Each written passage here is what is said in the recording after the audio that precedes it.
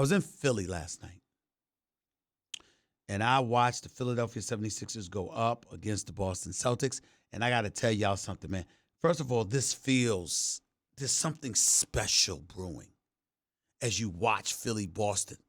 It's not quite Dr. J. Julius Irvin with Darryl Dawkins, Caldwell Jones, Bobby Jones, and the crew going up against Bird and McHale and Parrish and all of these guys. It's not quite that, ladies and gentlemen, but it's getting there.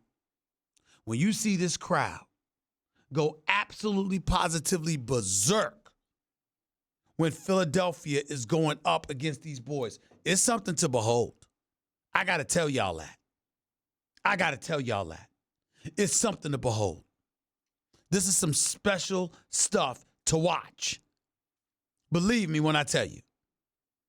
The crowd was rabid. They was fired up. Them big-time shots by Jimmy Butler in the fourth quarter meant everything. And the crowd roared like it did. It's a great, great, great home stand. Home crowd meaning. That's what I'm saying about Philadelphia. It's not an easy place to go and play and win a basketball game. But I got to tell you,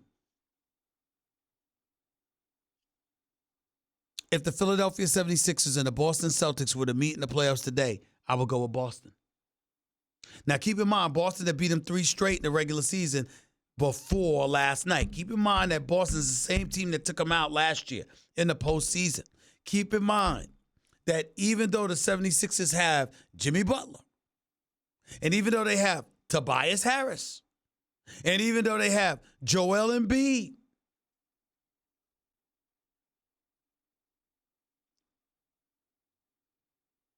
at the end of the day, Boston still can be their kryptonite. They can make shots. They have a closer. They've got young thoroughbreds who know how to put the ball in the hole when necessary. They're still trying to figure things out. They're not a finished product. But I'm telling you right now, the Boston Celtics, I'm not sleeping on them. And see, after the game, I'm talking to Kyrie last night, and Kyrie is so brilliant. Ladies and gentlemen, I don't take his comments about the world is really flat seriously. No, I'm not judging him for that. I'm talking about basketball. The brother knows his basketball. And speaking with the rest of those guys and talking with Jason Tatum and those guys, it's like they'll figure it out. But Kyrie Irving did make a very, very astute point that I need to share with y'all that I don't think is bogus at all. Last year, when you look at the Boston Celtics and you want to ask what's the problem with them now, being 14 games over 500, losing a few games that they've lost recently, I got it. Let me tell you something. When you look at them, and Kyrie breaks down, look, last year we were playing with house money. We could just go out there and ball. I was down. Gordon Hayward is down. You know what? You're going out there and you're just playing. But when expectations are saddled on you because everybody looks at our roster and know what our capabilities are, all of a sudden you start thinking more instead of playing. And that's where it becomes a challenge. Veterans like Gordon Hayward, Kyrie Irving to a lesser degree have been there. The young guys have not.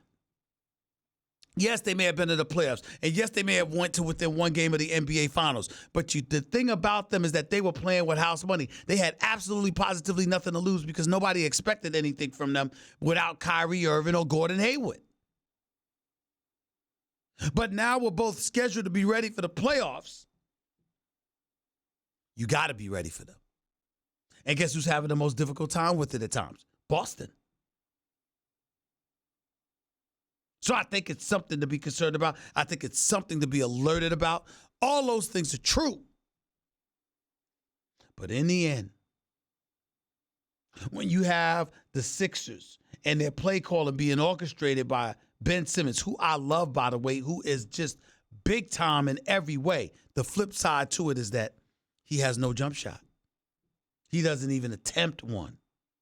And if you can lay off of him, that's a problem. Brett Brown and those guys put him on baseline, focus on putbacks and all of that other stuff. That's true.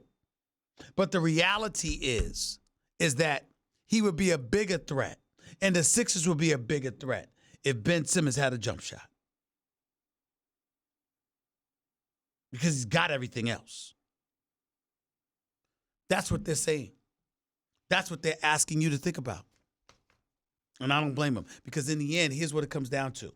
Tobias Harris and Jimmy Butler, I like. They can ball and they're rough riders. They got a lot of heart. And Joel Embiid ain't scared of anybody. I'll play sound from Joel Embiid when we come out of commercial break to show you how he ain't scared of anybody. But the flip side to it is that going to be enough?